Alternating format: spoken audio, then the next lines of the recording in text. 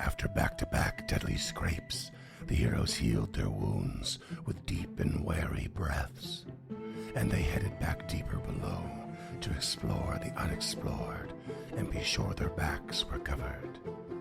Seeking the way into the room below the eerie surgical room above, they found what once would have been a horrifying dissection chamber, but it had been picked spotlessly clean by their next foe, a duo of ochre jellies. Learning quickly what to do and forcing the mindless oozes into a choke point, the heroes were able to grab their first smooth victory in some time, and retrieving some valuable booty to boot.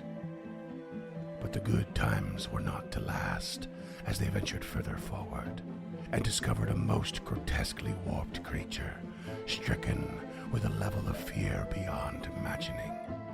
And while Tulak tried to calm it and reason with it, it struck out like a cornered animal, nearly taking Azori and Kraka simultaneously.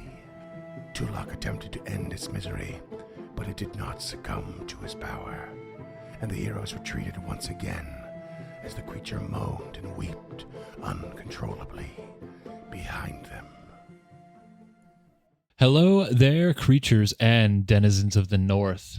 James here with a favor to ask of you. We want you to go out and tell a friend about one of our shows. Word of mouth is so important for a burgeoning network like ours, and each and every one of you can help us grow just by mentioning one of our shows to a friend, a game master, or someone on the street with a cool shirt. We'd also like to remind you that we've got a free public Discord where some of our most dedicated fans hang out at unchartednorth.com/Discord, and we'd love to hear from you. And if you really like what we do, you can help us create these shows and get some cool rewards in the process at patreon.com/unchartednorth. That's it. Thank you so much for listening, and we hope you enjoyed today's episode.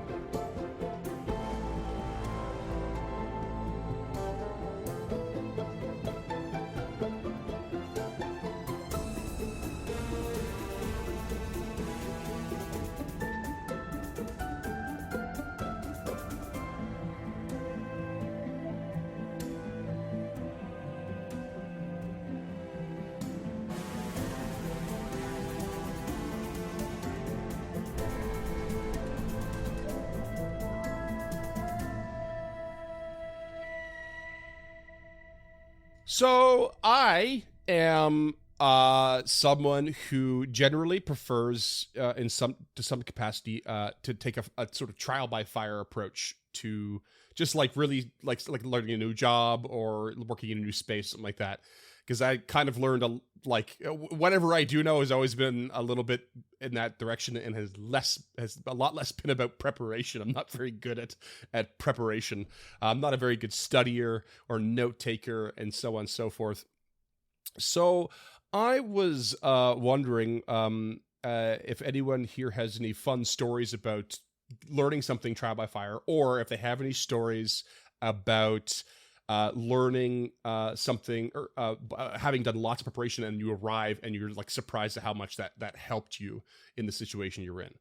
I'll give a quick example for myself. The trial by fire for me, especially in my profession, came from the first time I really had a serving position of some kind. It was at the dinner theater that I worked at years ago, and I was working in a kitchen at the time, and I was supposed to move to serving, and I never did. But when I auditioned for the dinner theater, I told them I was supposed to. And then somewhere in the mix of just being really busy and doing all the rehearsals, it was my first production, and I was very nervous. We kind of forgot to retouch on that situation.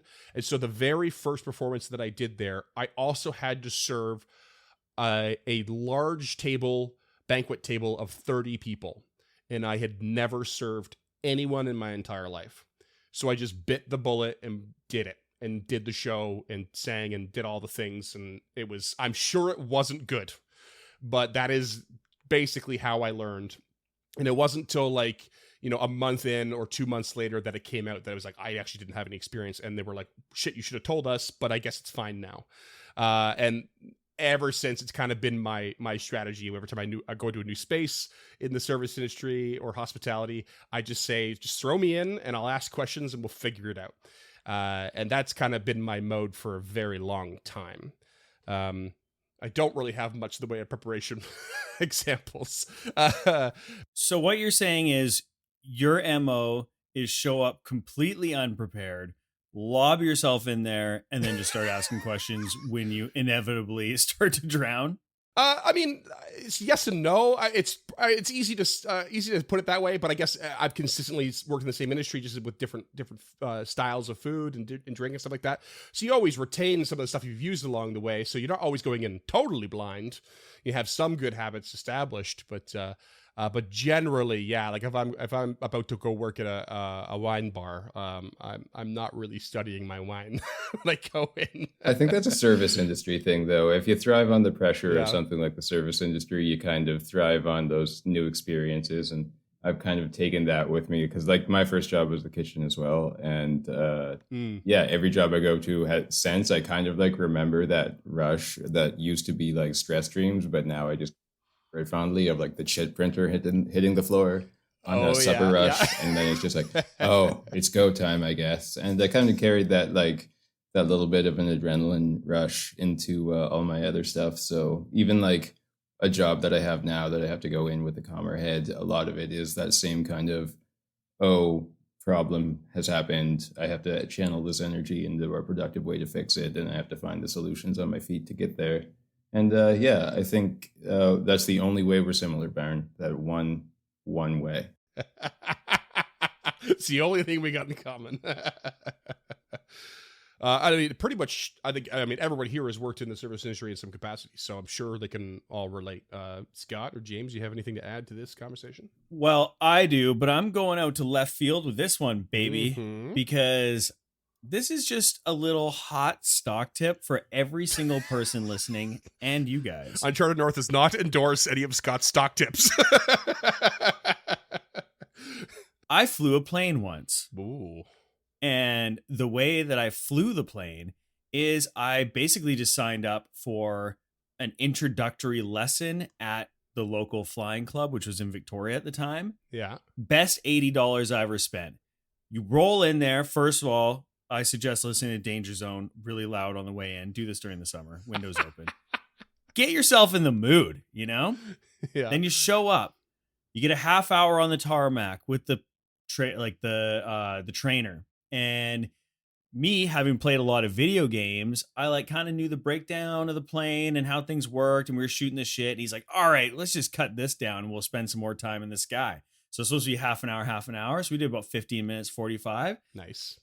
We hop in this tiny little 2-seater Cessna. He takes it off. There's second steering wheel right in front of me. And he just takes his hand off the fucking controller. And he's just like, let her rip. And I'm like, what do you mean? And he's like, you're flying now. Like, you are in charge. So irresponsible. And so I just grabbed the controls and just started flying. And he's, I had played a shit ton of video games, all sorts of stuff. So I kind of had like an idea of how it worked, and it worked exactly like that. Mm-hmm. And he's like, fly me over downtown, do a little loop, show me where you live. And then we flew to my house. He's like, oh, I can't really see, like, turn the plane a little bit so I can look down.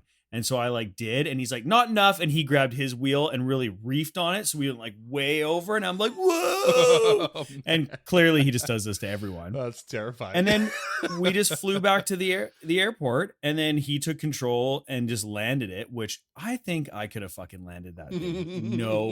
No instruction. I'm fucking telling you. All you do is slow James' down and face keep right it now. straight. Yeah, right. Dude.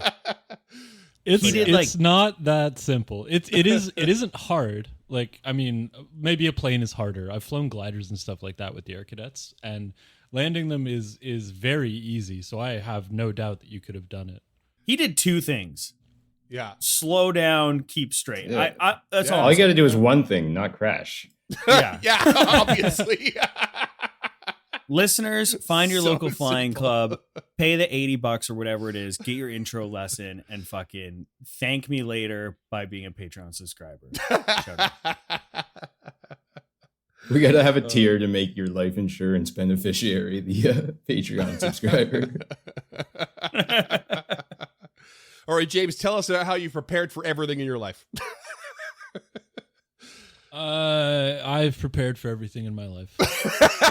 Even this question, he is pulling out a list right now. So as a kid, I was pretty impetuous, and I never did like well in school until I realized that it wasn't me, it was the teachers and the program. Which sounds like passing the buck, but as soon as I stopped going to class and just reading the textbook, I started like acing exams and tests and stuff like that, because that environment doesn't work for me. Mm-hmm. So as soon as I figured out what did work for me, I started preparing for like anything. If it can be prepared for, I would rather take 5 minutes before something starts and do a little bit of cursory knowledge or research if I can. And sometimes it works out. Sometimes it works out really well. Like for the listeners, I got into computers in 2019. Like got back into it. So the whole industry had changed. Everything had changed. I was a Mac user for like almost 12 years. So I watched a lot of videos. I did a lot of research. I took my time. I bought all the parts. And I have a lovely computer that I enjoy, as well as a server rack next to me full of everything we use to run this network, as well as my own stuff. And that happened very quickly, but it happened quickly due to the research that I had done ahead of time. Same with this podcast. I had done all the research and the prep work. Well, not this one in particular, but Encounter This. And when we were ready, when we had the concept, we had our first episode recorded in a week. Like it because I knew how to do it, what I wanted to do, and how to produce it and get it done. And I improvisationally just rode that wave that James created for us. Yeah, so that was due to years of research. So I bought my mixer a full 5 years before we ever produced anything. I bought my microphone a full 3 years before we ever produced anything, because I knew it's something I wanted to do. So that preparation always pays off. But there are certain very specific times in my life where preparation just never seems to pay off. And it's one, anytime I run a TTRPG, prep is helpful, but it is not nearly as valuable as anybody makes you think it is. Like you can freeball your way through a session of 5e, and I have on almost every time we played. Like I can count on two hands how many of the 300 sessions we played where you actually followed what I thought you were going to do, and I didn't just have to make up the entire session whole cloth. And the other time is social engagements. I don't think there's any value realistically in preparing for a social engagement, like going to a party or meeting a friend at the bar. Like I have friends and companions who will like come with here are my talking points. Here's how I make friends, and that's beautiful if it works for you. All the power to you. Whatever it takes to engage with human beings on their level is very important.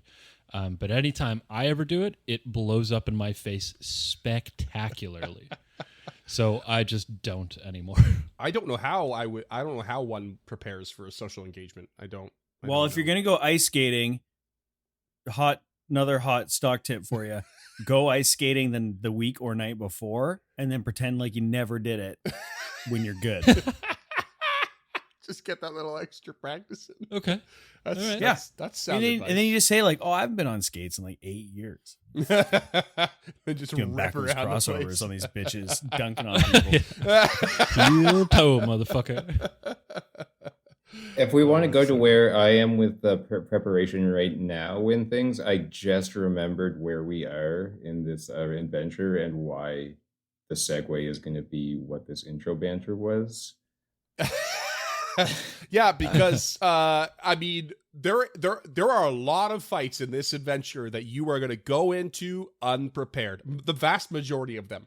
However, through the benevolence of myself, the benevolence of the barn, I have bestowed upon you the option to do some advanced preparation. And in some cases, you've not put that to use. In particular, you have been for quite some time fighting in the Fleshwarp Laboratories level and have not once bothered to research Fleshwarps. Okay, and you just got your asses okay. handed to you by one. Well, so in Scott and Duncan's defense, Yeah. Izori's brand new here, and she is all about just like getting in there and killing shit. Like she's True. here for vengeance. But in your So- own defense, via Lady Gilda, that stuff hurts.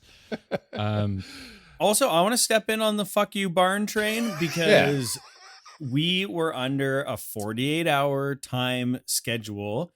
And during that time, you fucking threw the full moon at us, you son of a yeah, bitch. no, that's true. That's true. And then you're like, true. oh, you didn't do any research over Hey, the last 48 hours. I don't mind. I don't really mind that you didn't do any.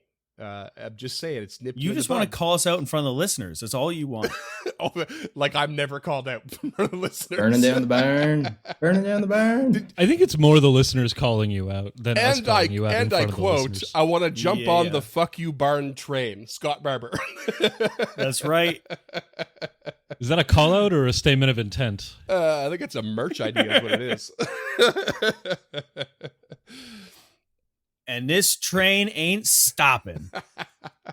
Now, to be fair, I will be for me bringing this up actually comes from the fact that, like, I don't think you guys really I can't recall if you actually recalled knowledge on this creature. I think you did because I think you discovered that it is a flesh warp of an elf. Yes. Yes. Yeah, but we I don't know did. how much information I gave you beyond that. Quite a bit. So we know that it is a cruel and humiliating flesh warp. Happens only when you try it with an elf. Drow loves these things. It is permanently frightened. This one is permanently frightened too. Yep. Its highest save is fortitude. It has no immunities, resistance, weaknesses. It has dark vision, fearful curse, mind lash, non-evil are will save or stun too, and the pseudopods of a 20-foot reach. So we did recall knowledge on it for right. sure. So Big the time. reason this came to mind is because of a particular thing that I'm sure I revealed on the fly, if not in the recall knowledge check. But the mind lash, as that shit really fucked you up. But after attempting the save, you were temporarily immune for 24 hours, which means 2 of the 3 of you right now, as beat up as you are, effectively have an advantage against this creature unless, so long as you enter into that room again and try to take it on. It still hits like a beast and has lots of reach. There's no doubt about that.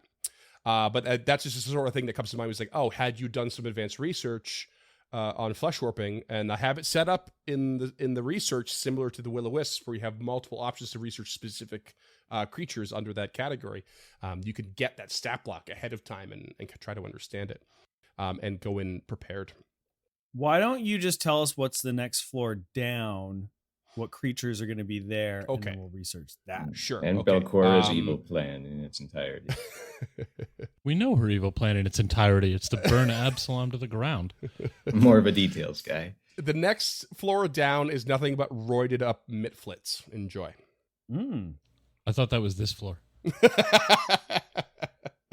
Some swole mitflits, eh? Yeah. A bunch of Joe Rogans down there.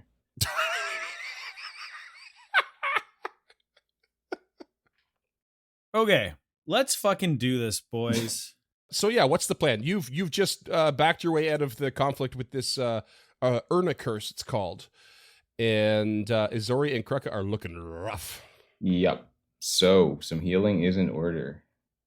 Okay, as they come out, Tulok quickly shuts the door behind them because he was the first one out of the room, I do believe. I do declare. Yeah, the average damage this thing was throwing around was 20. I got hit 3 times for 17, 19, and 23. So Yeah. Yeah. It had this Storm of Hurting real Tentacles bad. ability. I can't remember if I used it or not, but it's got one. Yeah. And it's brutal. Hey, what ancestry is Izori again? she's human.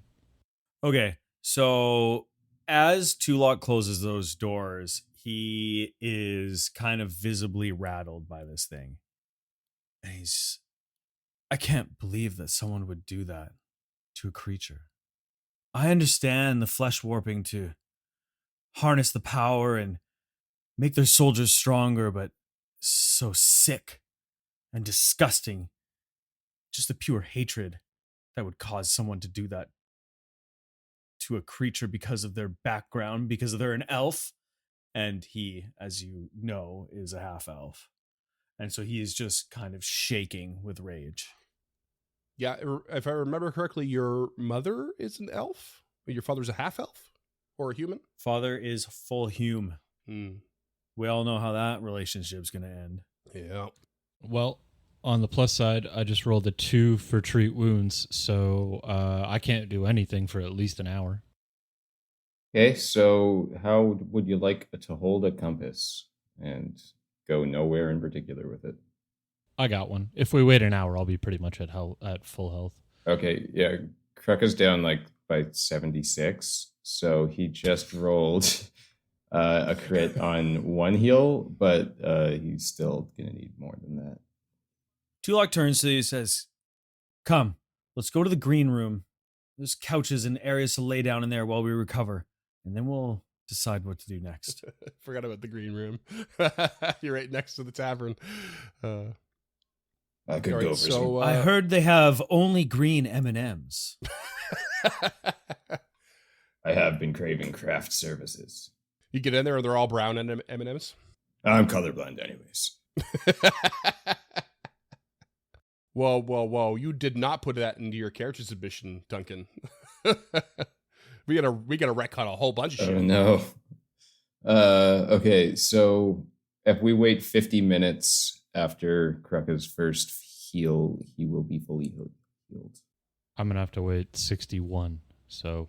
That's an 11 minutes I don't get. I've moved the clock ahead an hour. Okay. Next time we're in town, I want to get one of these fucking spindles. I know they won't have one, but I'm putting the order out because Should have done that long time ago. You can see it. Whatever, Barn, because originally full disclosure, originally I was like, that's kind of cheap, but then now that everyone has one, I'm jealous. If there's anything you and James have in common, it is like holding yourself back on a principle. He's like, Yeah. I'm gonna do worse on purpose. Yeah. Feels like cheating. Unfortunately, the Wayfinder compasses are only available to Pathfinders, so it would be very difficult to actually purchase one. I had to write mine into my backstory. Yeah.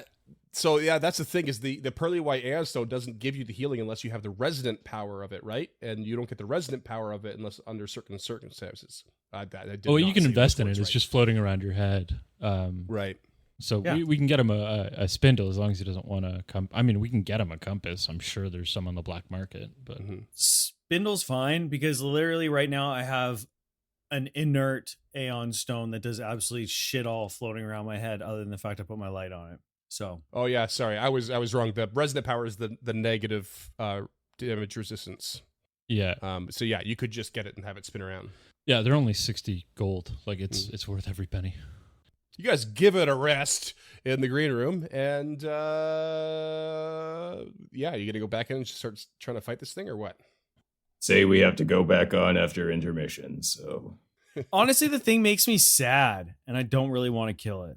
I didn't either, but it got the drop on me, so I'm down for destroying it. Out for vengeance again. I love Azori. I can't wait for her to go on a rant someday. I'm here for it. I mean, to be fair though, you feel bad for it, but like, surely it's a mercy killing. I don't know if Tulok feels that way, but Is that have we searched everywhere else on this floor that we know of? yeah, as far as you could tell, you haven't gone down this way, which is the southwest of the map. You've looked at the arena and stuff like that, but you just haven't been to that side of where the doors are in the arena floor itself. So you don't know what's quite around that corner. And the only other place you definitely haven't actually been was you went into the caves at the north, but you did not explore them where there's like this small, like almost lake inside the caves, and there's a creature inside there that killed those little Gibdis bounder creatures. You have not gone in there physically, but that's it. So Tulok, with a sad look in his eyes, turns to his companions after they've been resting for a while and says, "What do you think?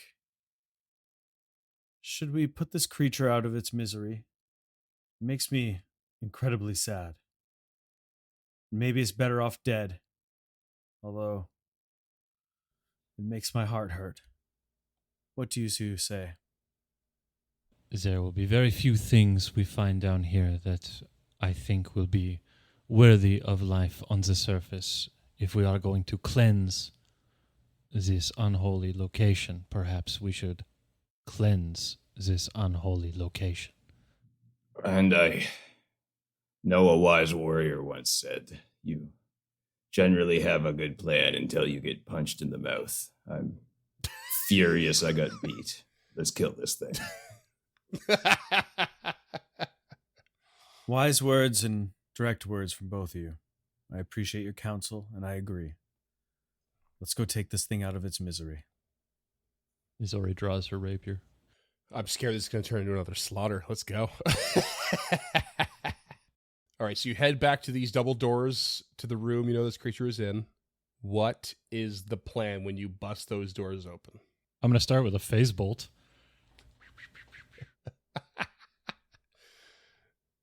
Oh, while we're walking back, Kraka would like to affix one of the Bloodseeker beaks to his butchering axe.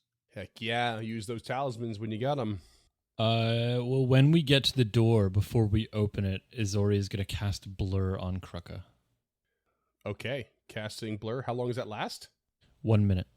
Okay, so you can cast that just before cracking that door, essentially, and running in. Make sure you read over Bloodseeker Beak there, Kraka, and its trigger. Yep. And activation.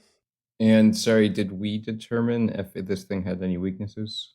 It has none. No resistances, no weaknesses, no immunities. Okay, just try to kill it before it kills us. It's got lots of reach. It's got attack of opportunity. It can rend you, which is brutal. It can throw a bunch of tentacles all at once at everyone in the room. That Mind Lash, I think Tulok's the only one that might be vulnerable to it right now. And that's what if it hits you with the tentacle at all. Yeah, so with Blur Krugga, they're going to need to succeed at a DC 5 flat check just to target you. So that means I got to make 2 rolls, which is great. Okay. Tulok will be casting Animate Dead at 3rd level when the doors are open. Skeletal champion, if you want to know. I'm going to let you all crack that door open, and then we're going to roll for initiative. That's how we going to do. So double burst open the door with a kick, and let's initiative. Let's initiate. Since I was preparing a spell, I'd like to use my occultism. Sure. Why not? Me too. Sure, why not? That's a 22 for Izori. And Krukka? 30. Tulok? Woo! 24. Okay. Krukka is at the top of the order. Okay, that is a good time to fly into a rage right away, and let's just see what happens. Rage. And our classic sudden charge. Okay. Classic sudden charge. You will be taking an attack of opportunity on your charge in. Yep. As you enter and leave a threatened square. And that is going to be a 31 to hit. It's It's be 16 slashing damage. okay. Flat check. Flat check from the blur. Yeah, you did before. Yeah, you said 2. That's a miss, isn't it? Yeah, it's pretty concealed right now, I think. Thank Gives me you. the thumbs up. Good. Okay, that's a miss. Brutal. Yeah, it's DC 5. Okay. All right, what do you got there, Crux? So striking with the butchering axe, a 26 to hit. That is a meat to beat currently. Fucking suck it, burn. And get these in early because this could go anyway. 25 Yep. damage, 17 slashing, 8 fire. Nice. Okay, good hits. That's your turn. Tulok. You are casting Skeletal Champion. You got that right. Place it where you would like it to appear. This random skeleton comes out from underneath the arse of the Urnicurse. Oh, have I been sitting on you this whole time? Okay, flanking is not possible, so I'm just going to drop him directly below Krucka to the east of this bastard. And he is going to strike out with his longsword. Okay. Natty fucking 20 for a 30 to hit, Yes. baby. Oh no. That's a crit. That's a crit, yeah. Holy shit, Skeletal Champion for the win. Not the best damage, but 20 points of slashing damage. Nothing to scoff And then at. he will raise his shield. Okay, shield raised. Zori, what can you bring to the table? Zori will stride into the room, so she's within 30 feet of this creature, and with her next 2 actions, she's just going to let off a phase bolt because it essentially ignores cover. Okay, so the soft cover here from... Yeah, so when I say essentially, it reduces the cover by 2. Okay, well, like 2 steps or whatever? By 2 points.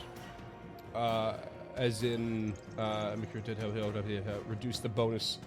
That bonus by 2. Okay, so if it gets an AC bonus of 2 or more, it's reduced by 2. Okay, I see what you're saying. So yeah, it negates it effectively right now. That is a 29 to hit. That hits. That is 12 points of piercing. 12 piercing. All right. All right. Making a dent here. Very good. That's your turn? Yep. Step and phase. Okay. That is going to bring it to Laerna Curse's turn.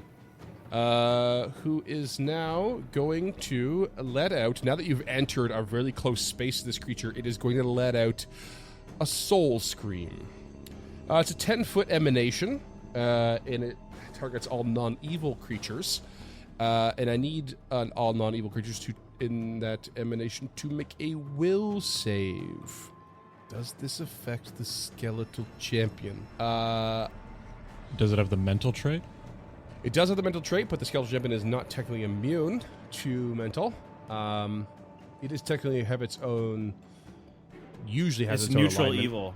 Yeah, but is it when it's a summoned creature?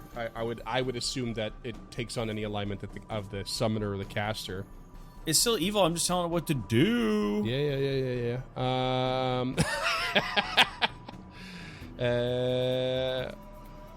Well, Krucka, roll me a will save. 16. 16. Okay, that is that's a critical failure. And open my big you are mouth, going huh? to be stupefied 1. Used to that. Oh no, sorry, stupefied 2. That's it. That's all you are. Stupefied 2. So we can kind of hand wave the skeletal champion 1, because even if that were true, I don't think it's going to affect the skeletal champion unless it affects its will saves. But I think we're all right for now. And then a Jaws attack is going to come out at Krucka, who just hit this thing real hard for a 30 to hit. That hits. Flat check coming Flat check. in. 9. Ooh. That hits. Yeah. Oh, okay, that hits. And that's going to be 17 piercing on you, Krucka. Okay. It's only DC 5. Blur, okay. And that's its turn. Up to you, Krucka, again. Okay. And stupefied. Stupefied just affects your mental stats, your intelligence, wisdom, and charisma, Oh, and your that's- spell casting. As somebody in a rage right now, not really. Don't think it matters, not huge. So I he didn't even would- really mean to go easy on you on that one. I just was that was the trigger in my head. You get in Yeah. close, it's going to scream at you.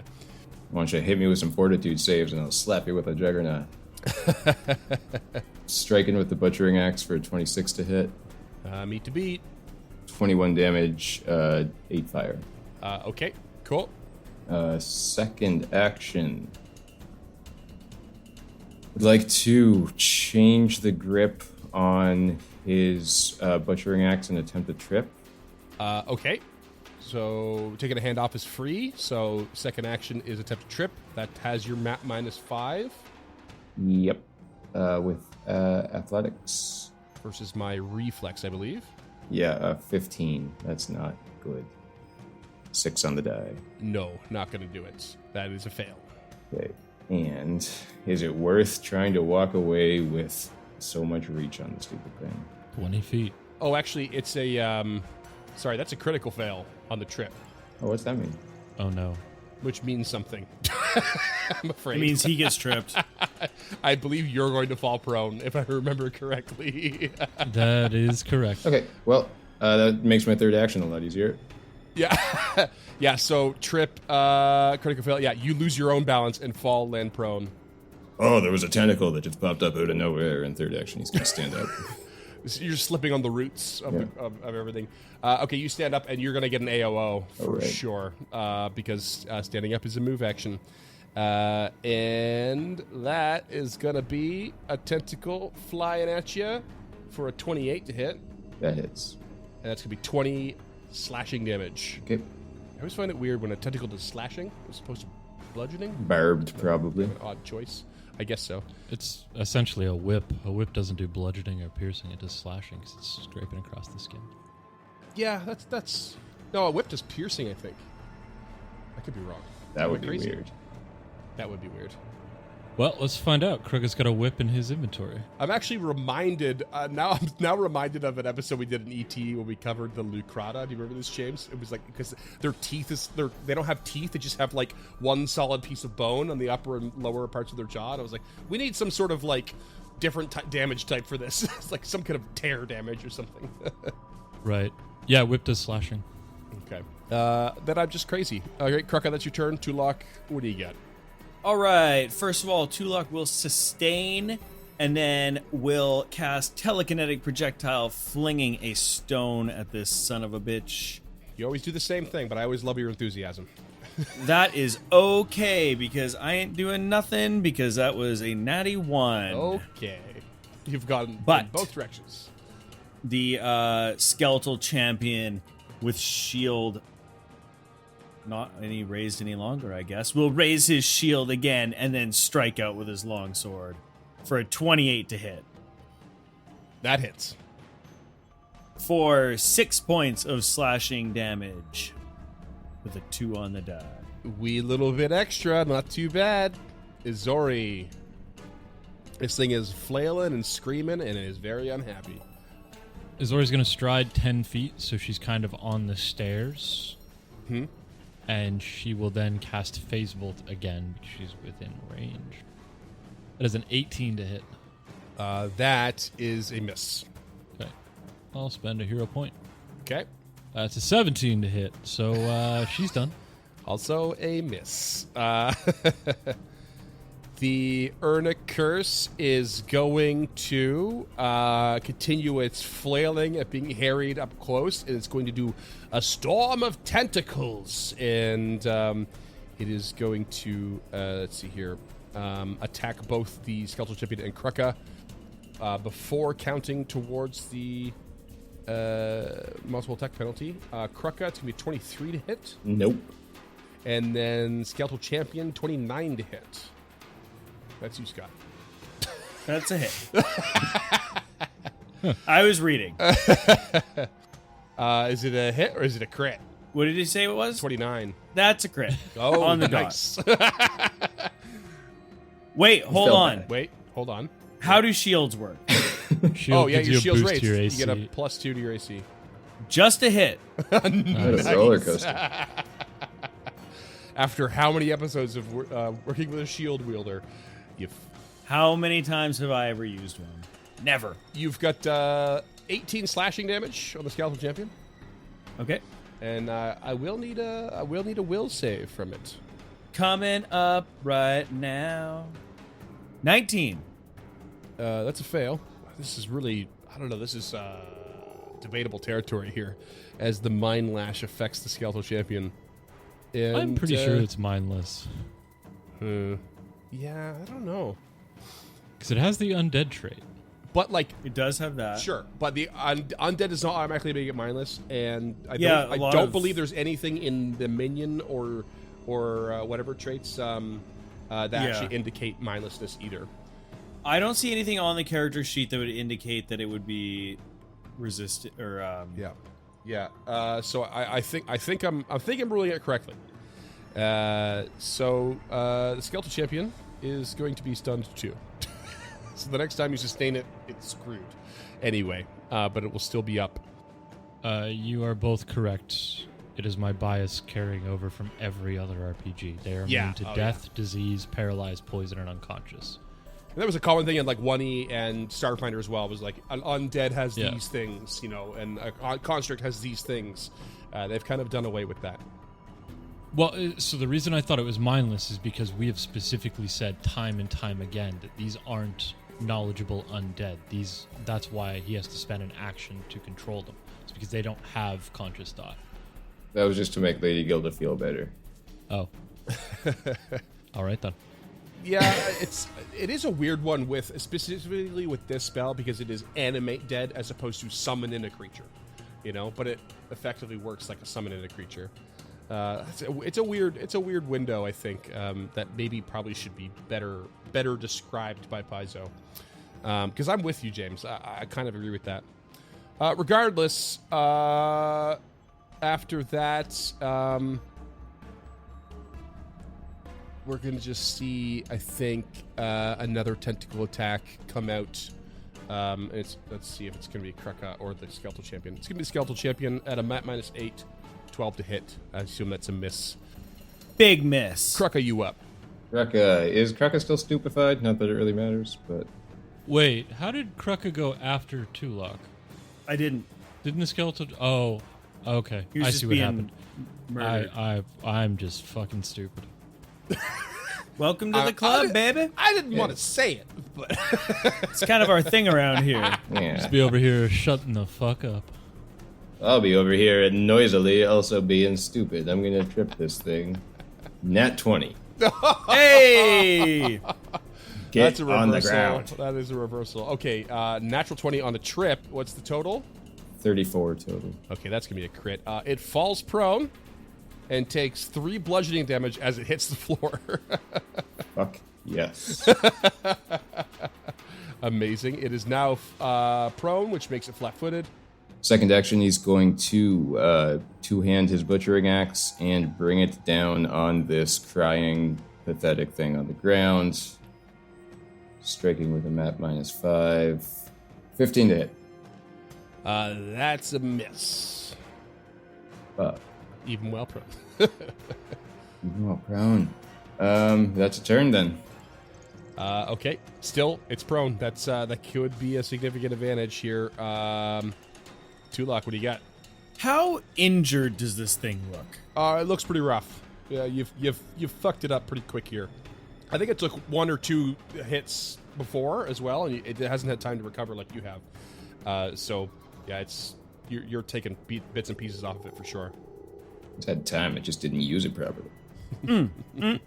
So Tulok is going to sustain the spell, knowing that the Skeletal Champion won't really be able to do anything, but will be a meat shield. So sustain. And then, now there's a little something I've been forgetting to do for probably the last 60 episodes. So, while you guys were healing, I was preparing Agonizing Despair, spell level 3. And so it is 60 feet range. Tulok begins to make some somatic and verbal... What? No, I'm just shaking my head going, what the fuck's Oh, going he's on? freaking out. Okay. What the hell so is Tulok Agonizing begins Despair? to use his hands and speak some words, and then all this purple magic comes in his hands and then flies straight towards this creature. And I would like a will save, please. Ooh, shoes on the other foot. This seems rude for some reason. My lowest save, but I rolled really well, is a 30. Fuck. Okay, that's fine. Okay, so... Language. Gee, it's a family show. It is not a family show. Weird families that don't get along very well. I know you're not talking about us, but it feels like you're talking about us. Okay, so you take half damage. So you take 9 points. I'm sorry, I'm just trying to figure out what type of damage. Of 9 points of mental damage, and you Okay. become frightened 1. But I guess you're already more than that. I'm perma-frightened 2, so unless it says it increases the frightened condition, it won't affect it. No, I really was trying to get you to frighten 3, but you didn't critically fail. So, anyways, that's my turn. Okay. Fun little extra sneak peek into how Tulok works and how Scott doesn't know that. Izori, what can you give us? Izori's going to do the same thing. She's going to throw another phase bolt. It is a 33 to hit. Oh, that hits. Yep. It'll be 10 points of piercing. Okay. And since she moved to the stairs last round, she is going to do a little action I like to call take cover behind the banister. Sure. Sounds good. Not the sort of thing we've seen really at all. Well, after using her a bunch, I've realized how squishy she actually is for a pirate captain. So you're going to be seeing a lot more of the take cover action, I assure you. I'm into it. All right, that's your turn. Next up is Le Urna Curse again, which is now going to, from the prone position, continue to flail, and I think it's going to go ahead and try and fuck up Kruka's day. Deserves that. 23 to hit. No. Flat check. It misses anyway. 22 to hit. I don't know if you know how the number line works. I was really hoping for a rend in this one. Instead, I've got a 23, a 22, and a natural 1. So, I think you've just really surprised this creature. Kruka, can you finish the job? Oh God, I hope so. 20 with the butchering axe. No. 13 with the butchering axe. You were rolling real bad. What was that? That's a 4 and a natural 2. And a 12 with the butchering axe. I just want to use my motherfucking bloodsucker beak, guys. Why can't I use my bloodsucker beak? I finally tripped the thing. Tulok, can you finish the job? You goddamn right I can. Probably not, though. Tulok is going to sustain and then is going to cast Daze, because that has 60 feet. Okay. I've been trying to stay more than 30 feet away. Nice. Basic will save. Basic will save. Rolling in with a natural 5 on the die for a 19. You fail. You take 19 points of mental damage. And this thing's brain just, like, he starts wriggling all over the place, and then just blood starts spewing from its eyes and whatever random orifices that are in its, like, warped flesh skin, and it just, like, flails everywhere and slumps to the floor as if it had a goddamn brain aneurysm. He seems at peace now. And it goes down like a sack of wet potatoes. It was already down. Goes. It exploded like a sack of wet potatoes in the It microwave. explodes like a sack of wet potatoes. Exactly. And combat done. Anything in the viscera? Like, while Kruka's there, does he he's gonna start poking around the body? Is there anything of value there? Not that you see. Reminder for the room is that it's basically covered in like shackles and stuff all along the wall here. Like many people would have been chained to the north and west walls here. And as you take a look around the room, my macro for perception checks is fucking lost. Stop working. Just give us everything. Yeah, you start looking around and you don't see anything. Just old rotted bloodstains, rusted chains and manacles, and like No, it is just called ball and chain. Okay. Well, yeah, that's it. That's what you get. It seems a lot less worth it now.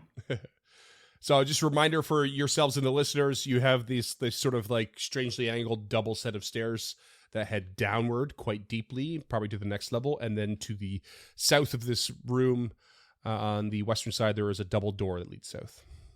Okay, if we can take 10 minutes to heal up from the slight lashing. Yeah, I don't have a whole lot of, so we can go take on this pile of goo in the arena, which is kind of where these two double doors, I think, are going to lead. Mm-hmm. I have some spells left, but I don't have any, big fuck you damage dealing spells. I have a bunch of, shit's not good spells. So I'm No blue fine blasters. doing it. Just don't expect me to be crazy valuable. Because remember, she prepared her spells for a day's trip to Otari. Right, yeah, she hasn't actually prepared for the dungeon. Right. Yeah, it's worth noting that this is the first time we've seen a prepared spellcaster versus spontaneous, which is what Tulok is. So Azori has this pretty incredible list of spells, but has to prepare them in each slot beforehand to each day. I'm so spontaneous, I forget half my spells. And Krakow not being a spellcaster, and definitely Krakow not Duncan, doesn't know what any of that means and doesn't need, and kind of needs it explained like a child. The intro banter has never been more appropriate in any of our episodes than right now. Yeah. I feel like that's it's definitely an accident, but I love it. I feel seen and attacked. Okay, so like I'm totally prepared to go in and give this a shot, but I will be keeping invisibility back in case we need to get the fuck out of Dodge. And by we, I mean me, and by Dodge, I mean the arena. I'm just going to throw this out here. It doesn't seem like it's going anywhere. Why don't we just continue along, not attack it now?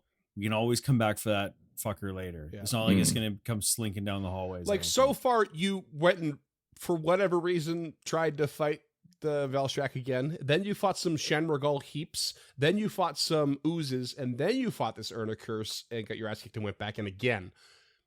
I think you've earned a rest, myself. Yeah. I don't want Oh, to. yeah.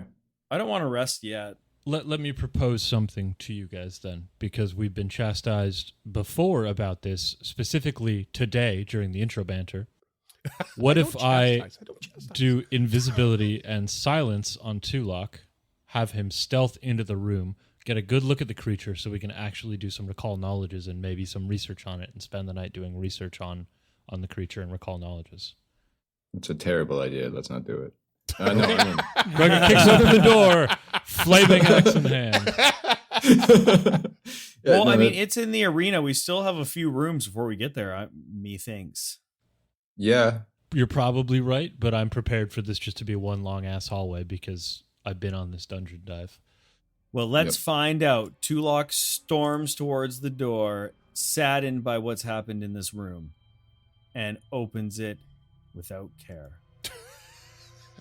Oh, And James is correct. It's a fucking long ass hallway, albeit there are doors at the far end, Mhm. not to the arena. Yeah, so it's a long ass 10-foot wide hallway that does, in fact, hook to the east to the arena floor, as you would expect. However, a little bit farther to the south, there are another set of double doors. one All would right. probably assume that it contains another prison cell-like thing that they send people down. I don't know. Well, so we've seen the prison cell, or they come essentially are paraded out of the flesh warping labs. I would imagine that this is probably where they house their champions. So this might just be stairs downward, realistically, because we know that the proving grounds are below, I think, or something like that. Because they have to have yes, yeah. champions. It's an arena, so they've got to come from somewhere. So I'm not going to bet a hero point that that's just a set of stairs downward, but I would not be shocked. Tulok will proceed down the hallway, searching for traps as he goes. Izori will follow 10 feet behind, avoiding notice. Krakow would like to follow, thoroughly searching for hidden doors. One dude just stamping on the ground, one dude just banging on the walls, and this woman just miming her way down the hall in between them. Stomp on Meanwhile, with all the Off-Broadway. noise, Tulok's trying to avoid notice, I'm sure. I don't think that blob has ears. But as you're traveling down this hallway and you're taking, trying to look around at your respective, I don't know what I'm trying to say. You're trying to do your respective exploration activities. Tulok, you hear bzzz, bzzz over your head. And I look up. You see nothing. It just stops. I roll some sort of knowledge check. And I put my hand in the air in a clenched fist to let everyone know to stop. Oh, And then I, dokey. with a palm towards the ground, motion downwards for everyone to take a knee. We're doing Navy SEAL stuff now. Okay. Can Izori seek while he's doing that? Yodari seals. Yeah, you want to take the seek action? It's not a downtime. It's like a single in combat action traditionally. Sure, I guess search. Yeah, search is the action that you do a seek action. Kind of thing. Yeah. Okay. Yeah. So she'll crouch down at Tulok's gesturing and search. Okay. All right, so you do a search around. Everyone drops to a knee, looks around, doesn't see a thing. And you don't even hear it. Can I make a roll on this? Recall knowledge. Have I ever heard this sound before? Yeah, okay. This is a tough one, actually. Have you heard this sound before? I'm gonna... Duffy, taste the air. Oh, please, Lick no. that sound. Not on this level, sir, please. You Do never acid. You never know what's been And on the then balls. look at that sound. Oh, no. What was the name of that fly devil that we beat the shit out of and then let go? Oh. And then he got murdered by the devil. Yeah, the cleaning fly. The type of creature would have been called a zebub. Zabub, thank you. Zebub. Name of him, I forget. I'm gonna see if I can find it because I love the names for those creatures. Nasty boy. His name was Zozlarin. I don't know if I had that in my notes. Bless you. Does it sound like that? You know what? Yes, it sounds exactly like that. It sounds like an overgrown fly. It reminds Tulok of two things. One, the zebub, but it also reminds me of the giant flies that you found on the surface that were really dangerous. That popped into that horse's corpse, I think it was. What about like midsummer evenings walking through fields of wildflowers? No, because it's way nice bigger than a honeybees. fly. It's way bigger than a fly. Like it's the size of you, kind of size of a buzzing sound, and it kind of. All right. Well, sorry for unnerves you. trying to add a little happiness to Yeah, the story. no, there's no happiness in the Abomination Vault, Scott. You should know that by now. Yeah. Okay, so what can I roll on this thing? Honestly, what I was gonna get a roll for, I've just given to you. It sounds like an oversized fly, and it's familiar. And can I tell if it's coming? Can I use or can someone use like a survival to tell where it's coming from? I tried with the seek. The problem is that it buzzed and then it stopped. So as soon as you heard it, it stopped, and you're not quite Detect sure magic. where it came from. Sure, detect magic. And you do detect some magic. Tell me where and what type. Illusion magic. He's invisible. Where is he? Tell me to the 5-foot square, please. As I am heightened. You're heightened, but this also, if I recall correctly, requires you to make a seek check of your own in order to pinpoint the square. I could be wrong about that, but... You are. Am I? Because it acts as an imprecise sense, I believe. The detect magic. I was looking at this the other day. It just gives me the square, and then to tell exactly where it is, I gotta... Oh, okay. It gives you the square, but you still can't just automatically observe it. Yeah. Yeah, it is right above your head. Okay. Tulok is going to cast... Well, is it happy? Is it a friend? Probably not. Tulok is going to cast telekinetic projectile, and I'll roll whatever flat check you need. Just start blasting. Roll me a flat check, and I believe it's a DC 11. If it's hidden, that is correct. Natural 20. What's roll me an attack What's up roll. now? 24 to hit. That's a hit. Roll for initiative. Nice. Fuck yeah. Well, you can start with 20 points of Damagio, bludgeoning, if you please. Is there a case to be made for stealth as initiative? I'm totally cool with the answer being no because it clearly knows where we are. I think because what were you? You were seeking as you were coming through, right? She was avoiding notice until they crouched, and then she was seeking. Okay, but if you were avoiding notice, then I'm cool with it. You did go to seek, but I think I'm cool with it. Go ahead. I was thoroughly searching. Can I take a +1? No. I just never do this stuff, and I want to be involved. All right, we're rolling for initiative. Zori, what do you got? 27 with that stealth that you so benevolently granted me. Benevolently. Tulak. It's just rude. I rolled with occultism because I'm slinging stones around, and that's a 25. Okay, and Krucka? I rolled poorly just despite your saying no to me earlier and got an 18. Nice. I love that kind of spite.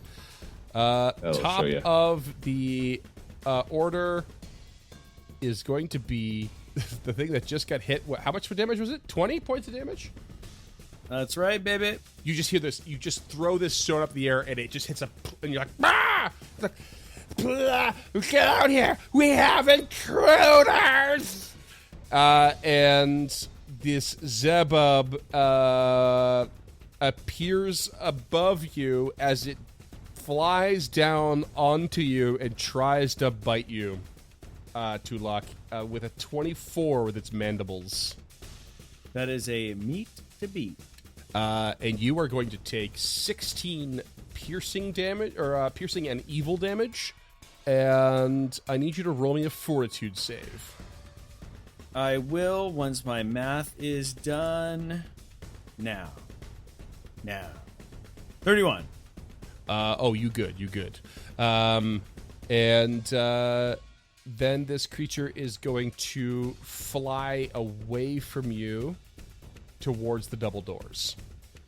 Zori, what you got?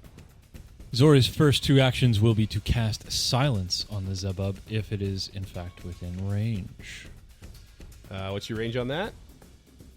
Trying to figure it out. 25 is what I've got. Range is touch. I mean, just touch. That's not going to do it.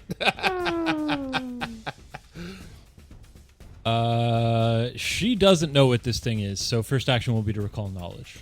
Okay. That's going to be a religion. Oh, no. Lore. Sailing lore? These things found in the high seas? Certainly are not. I rolled religion. This, for the listeners, they might remember that my modifier for this is 0. Pause for effect. 11. No, not going to do it. Okay. Their next two actions, she will, checking range, spellcasters are hard, phase bolt. Baseball, go. That's a 30 to hit. That's a crit. Oh, that will be 17 times 2, 30, 34 damage. Okay. You basically shoot this bolt, and it just, as it's trying to fly to this door, you just basically, for a brief moment, pin it to the door with this phase bolt, and it just goes right through it, and then it flops to the ground in a disgusting mess. They look like little cherubs with like weird bee faces and long tongues, right? Yep. Yeah. They look a bit like this. Ooh. Terrifying. What do you got, Tulak? Oh, I guess I still have. Wait. Tulak will stride south. Okay. Heading to the door. Open door. Open door. Okay. You open the door to reveal a room with stone walls that appear to be glistening in blood. There's an iron maid that stands in one corner at the far southeast. In another corner, a metal table bristling with nails. And you see before you a familiar Barbazu devil getting its weapon ready at the call to action, and another Zebub flying right next to him. I thought Barbazu devils hated Zebubs. That's true. Okay. And then Tulak will retreat back to the north and step around the corner and say, "There's 2 enemies in there. Prepare yourselves." Okay, Krucka. He said. I guess all that thinking makes me angry, and he's going to fly into a rage. Oh, how brave are we feeling here? Because could just bust Brave, into that room. brave. Okay, yeah, sudden charging his way right into the room. If this is in fact Corlock, we still have their contract. I don't know if that means anything, but You gave the contract to Corlock, and he found the loophole in his contract and found out that it was null and void, so he left. As far as you know. I feel like it's not him. It's just another type of devil the same. okay. It is in Tulak's inventory, the contract, so Okay. I mean, It Korlak wasn't didn't gilded necessarily for have a to keep long it. time. I'm just saying that he put it to use. Okay. All right, what do you got there, Dunk? Okay, sudden charging into the room. Let's see what we got here. Krucko's just going in for a charge. He'd like to go for the bug because he knows that that's what we're fighting already. Okay. So he's just going to go to the north of the Korlak and strike with the butcher. The Barbazu? It's not a Korlak. Don't listen to James. Korlak was its name. Yeah. Yeah, it's like how I call all like big muscly dudes Conans. It's fine. Yeah. Exactly. 23 to hit. Sorry, quick thing. You charge into the room, but it is going to trigger an attack of opportunity as the Barbazu has reach. So it's going to swing its glaive at you for a 28 to hit. Okay, that hits. That hits. Okay. You are going to take 15 damage, which includes evil damage. And it slices you open, and you're going to take some persistent bleed as well at the end of your turn. But go ahead and finish what you're doing. I'm going to swat a fly for a 23 to hit. 23 to hit. That hits, yep. 25 damage, 8 of which are fire. Okay, yep. Takes a big ol' hit, but does not seem to be affected by the fire, and is in fact a bit resistant to your physical damage too. Okay, so he will run in there screaming, go wah, and then there will be a wah when he gets hit, and then a wah when he hits the bug. And that's about it. Well, that was a roller coaster of emotions. All right, that's your turn. Barbazu's up, and it's going to come at you, Krucka, and you might regret this. Sorry. Roll me a flat check for your bleed. 8. No dice. You are going to take max damage 6 bleed damage, which I just applied. It seems a lot worse when you said thanks. The Barbazu is going to attack you with its wriggling beard. These wriggling tentacles come at you as it like just puts its face in you and goes, "You fool!" And I need you to. Oh no, sorry, I'm going to roll here. It's a 29 to hit. That hits. All right, and this thing is going to puncture your face for 9 piercing damage. I need you to roll me a fortitude save. 17.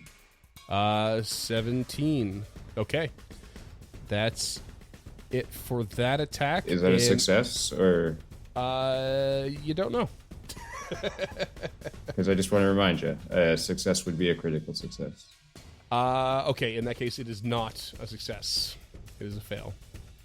You are now going to be attacked by its Hellforged Glaive. It's going to swing at you with a 25 to hit. Ooh, just beats me. Okay, yep. Okay, that's 19 damage. Okay. And it's going to come at you with another attack with the same glaive for 26 to hit. That hits. And that's going to be 25 more damage. Yeah, that was a big turn. Yep, Krucka is looking real bad. Real bad. That was 3 attacks.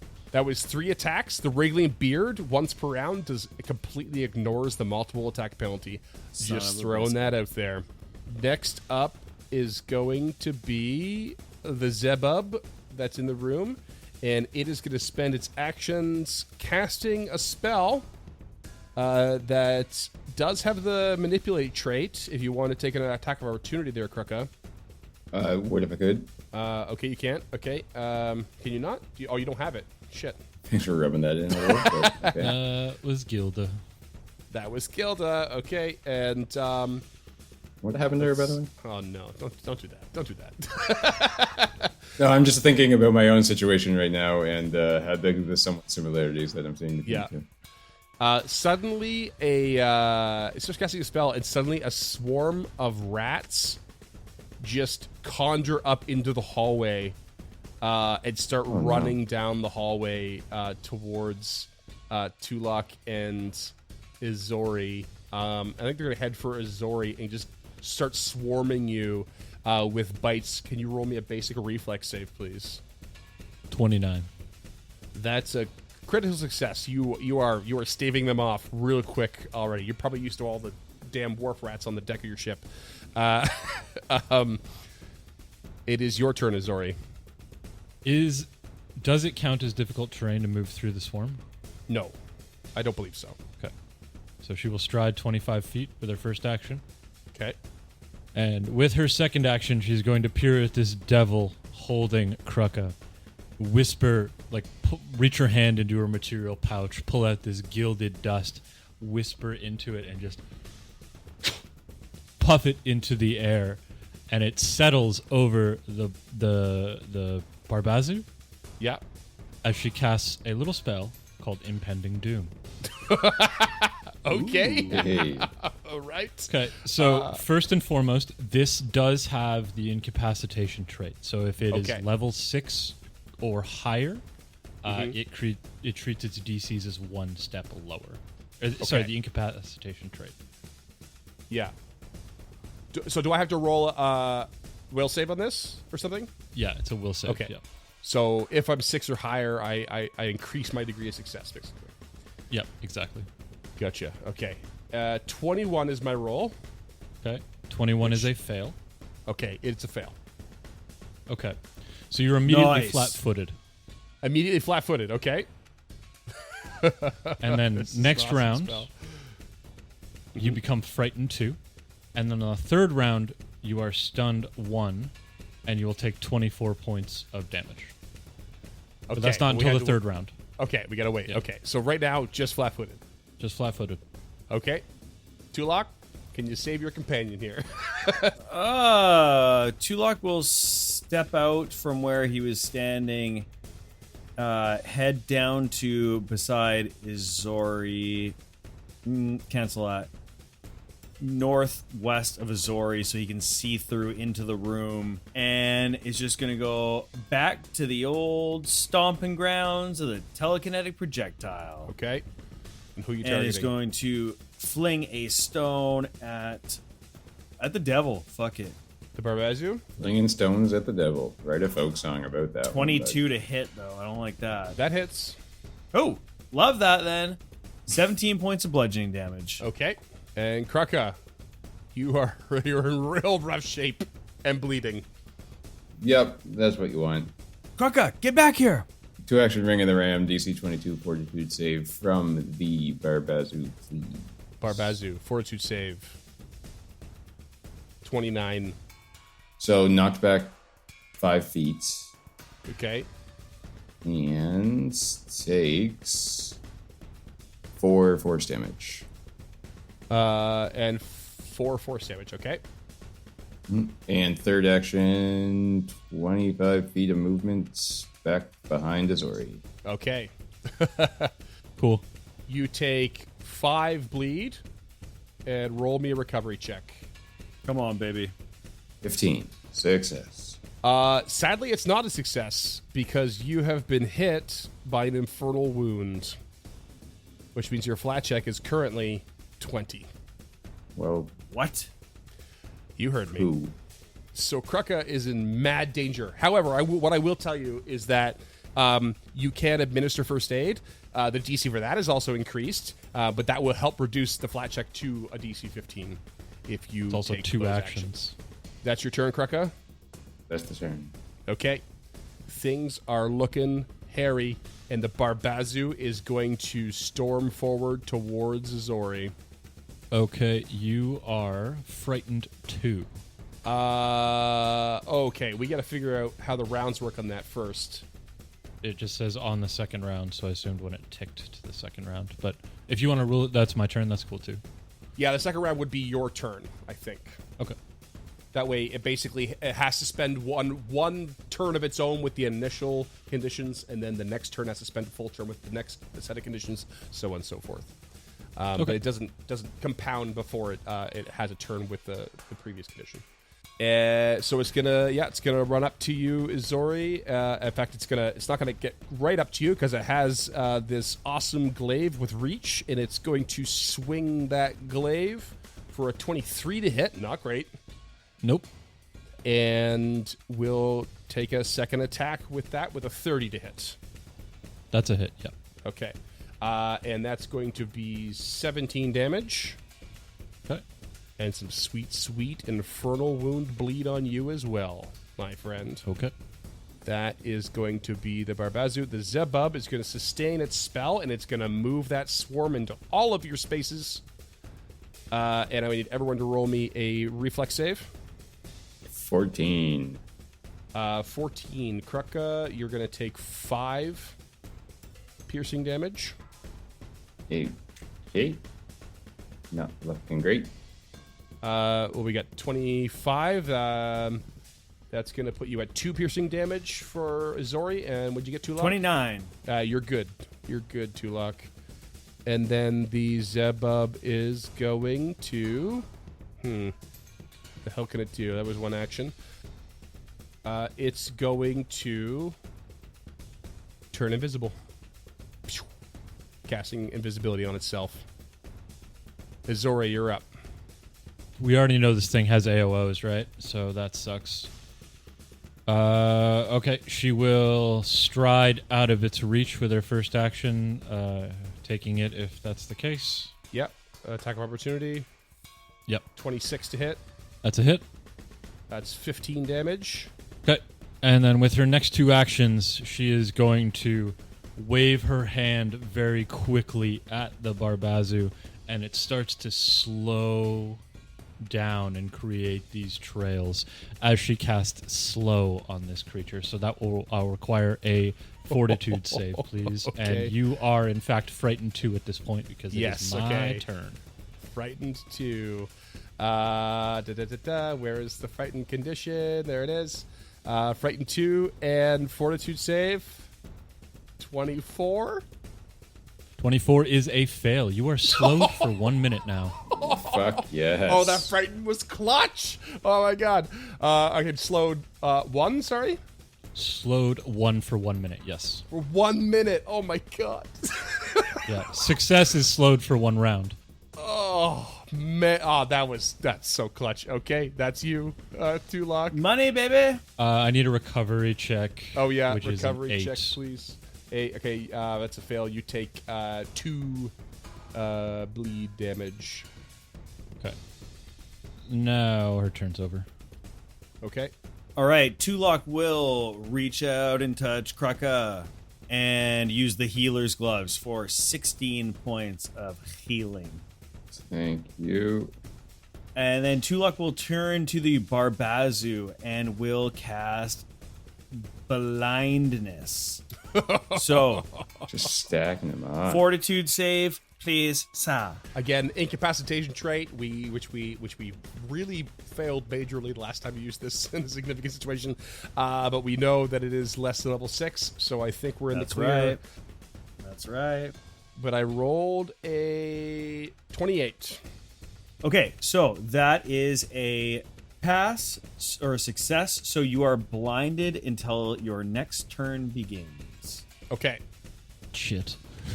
which is not Which very is coming helpful. up soon. Yeah. But nope, it makes it Okay. flat-footed to you right now. That's the key. It's thing. already That's- flat-footed. Right. Never mind. Impending doom. Betting Doom is so cool. I've been waiting for this spell, so Okay. Anything else there? No, that's it. Healer's gloves. Cast a spell. That's it for me. Krucka, you looking rough, bud. Yeah. I think it would be a 2-action first aid to stop from dying. yeah, it would change the DC from 20 to 15. Yeah, that's what you're looking at. That's, yeah, and potentially stop from dying. And I need that. Okay, yeah. Okay. And I can do it with my nature. Yes, you can. 20. So. Oh yeah, I mean 20 is exactly what you need basically because you have to usually meet the DC of the effect. There isn't really one other than the flat check DC, so that's where I was setting it was 20. So that's bang on. Perfect. Okay, and then yeah, so your flat check is now 15 at the end of your turn. Fingers crossed. but you have one more action.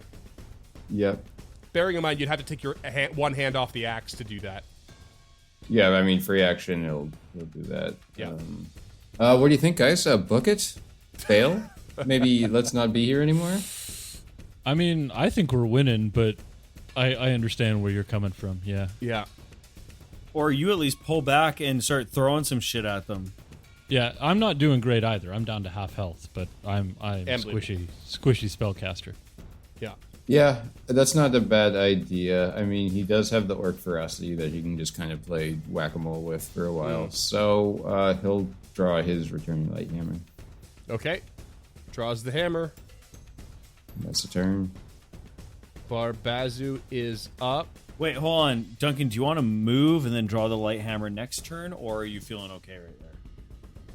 I mean, how many hits can the casters take, really? More than you right now. More than me, but if I can just orc ferocity as long as I don't keep... Yeah, I don't that's know. true. It's a gamble. It's a gamble. And it's your gamble to take. You taking it? Well, taking it. Yeah. Okay. So the Barbazu is going to quite literally blindly run forward. Oh, no, it's the start of the next turn, so it's not blind anymore, right? Yeah, it's okay. fine. And is going to swing that glaive. It's going to get right up in your goodies, though, and not with that reach anymore. And it's going to swing at, let's see, it's either going to be Tulok or Kruka. And it's actually going to be Tulok.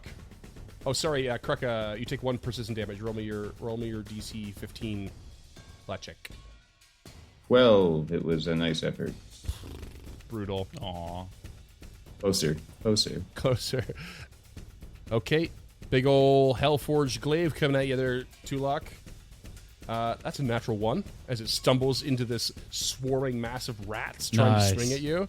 I'll take that, baby. It'll go for a second swing. It is slowed, motherfucker. Damn it! 'Cause Yeah, I just baby. rolled a natural 20. Son of a Yeah. Just wasted it. You put that back in the bag. Okay. Since it turns over, I require a DC Oh, no. 20 will save, please. Oh no. Could you roll for sucking it, Baron? How's a 12 do you? Your frightened condition does not tick down because of my lesser dread explorer's clothing. God damn. Yes. Oh my god. That's amazing. Let me just double check he's actually not immune to frighten. No, he's not. Okay. Can you imagine? Next up, the rats start a biting. I need everyone, including the Barbazu, to roll me another reflex save. 15. 23. Okay, so 15 is going to take 6 piercing. 23 is going to take 3. And Barbazu, with the Barbazu roll, 24, also going to take 3. For the listeners, I'm not in the square. Yes, thank you. And the you can hear the Zebub start to like say something in I think someone speaks infernal, Yep. and you just hear, Yep. I'm gonna let the boss know. He'll sort this out. as these rats are just like biting at everybody's ankles, and then something just fizzle out of existence, and the Barbazu's just standing there with he's frightened, flat-footed, and I assume we tick down on the last impending part of Doom, and it's Azori's turn. It's actually the end of the third round. You will take Okay. the damage that I rolled, which All right. I don't remember what it is anymore because, like a fool, I rolled it. We can roll it again. 24. It's 24 Okay. damage. Sure. With her first action, she is going to pull out her Wayfinder of Rescue and use its once per day ability to cast a single action heal on Kruka. Okay. So that will be 8 points of health back to Kruka. Cool. Thank you. And with her next 2 actions, she'll go back to the well with a Phase Bolt. Phase Bolt, go. 19. Hit. Again with frightened. Really? Oh, shit. With frightened, Oh, that's yeah. amazing. And flat-footed. That is Oh 14 my points God. of piercing. I forgot those compound too, right? The You're flat-footed goddamn and the right they frightened. do. Yeah. Oh, Yeah. damn. 14 That's, damage. Yep. This is piercing. Some of it's resisted because it does have physical resistance. It's not a physical attack, but it is. Oh, physical damage. It is Got piercing damage, yeah, and it's not overcome by magic, so it's silver in this case. And now it ticks. Yeah. Well, the end of the third round. So it would be the end of this. I guess it would be the end of my turn. Yeah, because that's how we've been ruling it. So yeah, it'll be 24 points of damage. I cannot find what kind of damage that is. Mental damage. Mental damage. 66 Sweet. mental. Yeah. And thank goodness we have Cam on our side because you cast a spell and I have the reach. I'm gonna take an attack of opportunity on you. But it is with okay, I'm gonna soft take cover. Yeah. Yeah. It is with you get a +1 to your AC on this. 16 to hit. Yeah, I'm screwed. Yeah, that's not gonna do it. 24 mental damage, you said? Yeah, 24. And then I believe the flat-footed goes away because this only actually lasts for 3 rounds. Okay. This creature just, like, kind of, its head just snaps a bit at a sudden mental damage that hits it. And it's, like, starting to stagger, and it looks real rough. Real rough. And its status effects fall off except for slowed. Zori, you take Frighten one won't fall off persistent- because of her lesser dread. Oh yeah, Frighten won't fall off. So that is a DC 20 That's beautiful. I have to roll that right now. at the end of its turn, I think. Or yeah, I don't know. I guess that's really up to you. Creature's immediately flat-footed on the second round. It becomes frightened 2. So I guess it would tick down when frightened normally ticks down. Which is at the end of its turn. Yeah. Yeah. That's cool. Oh, In fact, sorry. You were supposed to be stunned 1 on this round. My bad. And not take the mental damage? Or do both? At the end of this turn, you would take the mental damage, but you were stunned 1 on the third round, so you were stunned 1 this whole round as well. Okay, so the mental damage and stunned. Yeah. Frightened 2, slowed, stunned. And flat-footed. Flat- Just gonna and throw that all flat-footed. back on this creature. My bad. So again, you take 1 persistent bleed damage. Please roll me a flat check. 4. All right. And Tulok, you're up. All right, Tulok is going to begin uttering words that no one would understand and cast aberrant whispers. So I require from you a will save. Will save. Coming in hot. With a natural 7 for a 16. Alrighty, that is going to be a fail, not a critical fail. So you are stupefied 2. Okay, stupefied 2. And then that is 1 action, and then I will cast telekinetic projectile, flinging a stone at you, 31 to hit. That's a crit. I was hoping it would Describe be. your kill. Nice. It's got 3 HP left. Yeah, he just fucking reaches out and just pulls a stone from the ceiling directly down and caves its stupid devil skull in. Hail Satan. That was a good move because its next attempt was going to be to dimension the door the fuck out of here, but you killed it and you had stupefied it just in case you missed, and it might not have succeeded. And that ends the encounter, but it does not end the dangers of people bleeding out, and we'll figure that out in the next episode. So I'm going to call it here. You! Hey. Nicely done. Finally finding our synergy. Yeah, that was great.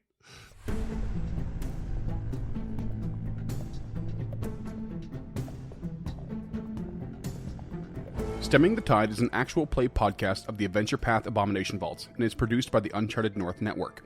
Stemming the Tide uses trademarks and/or copyrights owned by Paizo Inc., used under Paizo's community use policy. We are expressly prohibited from charging you to use or access this content. Stemming the Tide is not published, endorsed, or specifically approved by Paizo. For more information about Paizo Inc. and Paizo products, visit paizo.com. Music is composed by Will Savino and artwork by Greyhood.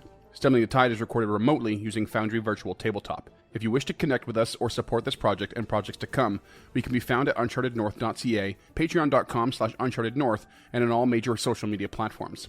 Links to all credits can be found in the episode description and our website. Thanks for tuning in.